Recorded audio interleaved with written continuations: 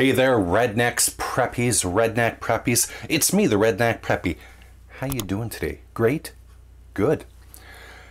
It's a reality that all mechanical systems, including firearms, are going to suffer an issue at some point. The secret to mitigating the effects of that, at least in most situations, is to be prepared with a basic set of tools that could get you back behind the trigger instead of swearing at your firearm. Now, since most of my shooting is done at the range, I carry a toolkit in my range bag that has saved a trip from being aborted early due to some problem more than once. Today, I'm going to show you my range toolkit that will either prompt you to put one together yourself, if you haven't done so already, or give you an idea or two of things to include. Let's begin. First, the tool bag itself. Doesn't really matter what you carry your gear in. I use this particular bag because it opens up completely and it allows me easy access to the contents. You decide what makes sense for you. Now, before we dive into the contents itself, there is one part of my toolkit that doesn't fit in here, and that is a 3-piece cleaning rod. Now, I rarely have to clean a bore while I'm at the range, but I have had occasion to knock a stuck case out of a chamber. So a tool kit that doesn't have a 3-piece cleaning rod is a mistake. So it's a good thing to have around. Now, inside the bag itself, on the outside here, we have a front pouch, and inside you will find the following. First, an inexpensive, if I can get out of here, multi-tool. Now, for the amount of times I use this, it didn't really make much sense to go all spendy, you know, and buy something like a Victorinox or anything. At any rate, it has pliers, it has a small flashlight, a few screwdrivers, a knife, more than enough for my humble needs at the range. Next up, a bore light for inspecting, yes, you guessed it, bores. Now, let's go inside. This is very awkward to do with a camera between you and the bag. Just so you know, this is why this looks so awkward. Okay. Now, starting on the left side, we see a set of Allen keys in various sizes by millimeters, going from 1 millimeter to 8 millimeters. We have another set of keys here, but these are actually in imperial, and they go from 1/16 of an inch all the way out to 1/4 of an inch. Very useful. And finally, this is supposed to be in there, but we have a set of Torx bits, T6 to T25. The 3 of those cost me a few dollars each at my local Princess Auto, which is the Canadian analog of America's Harbor Freight, but I'm sure you can find something similar wherever you live in a similar type of store. Very useful for tightening, removing various things on rifles, including scope mounts. Now, next up, a little brush. This is meant for computer keyboards, but I find it useful for gun cleaning. Rarely, but it can happen. I would have a bullet come out of a reload due to recoil, and I've had the joy of having to, you know, have a chamber covered in smokeless powder. This quickly cleaned up the mess and got me back to shooting. Now, on to the right side. An item of use to me, thanks to being farsighted, is a pair of cheap reading glasses. Sometimes it's hard to see things close up, particularly when you're trying to figure out what's going on, so this at least helps me.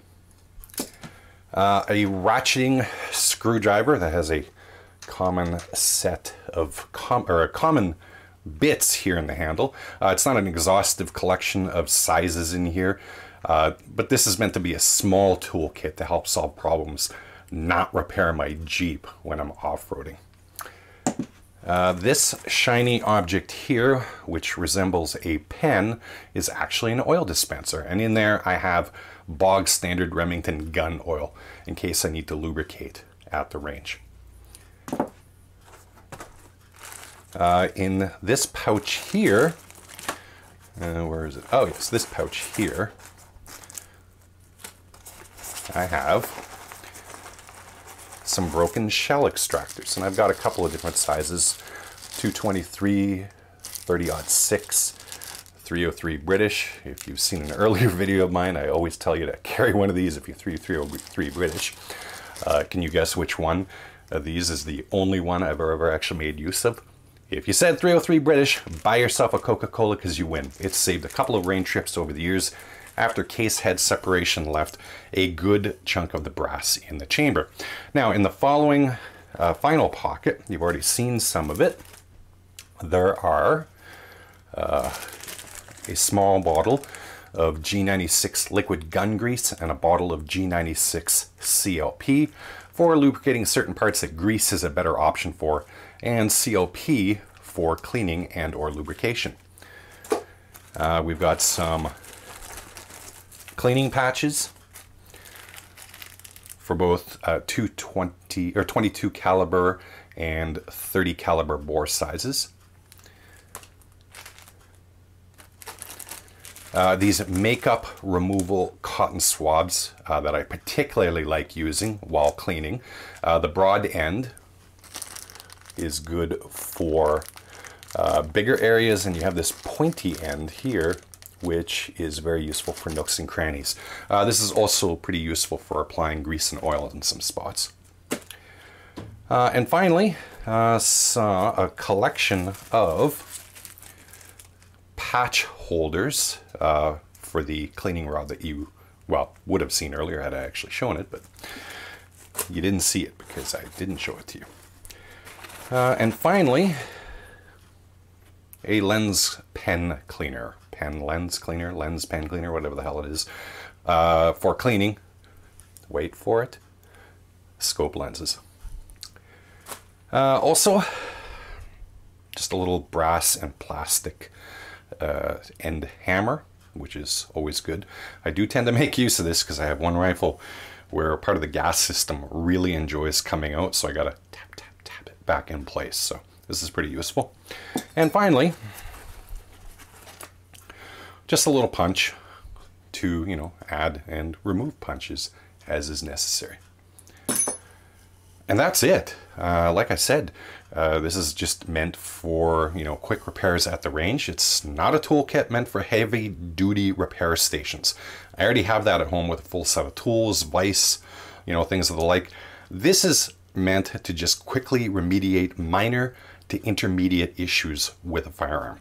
Now, some things that I don't have in my toolkit that you may find useful are things like bore snakes, which I used to carry but kind of decided to opt for the cleaning rod instead.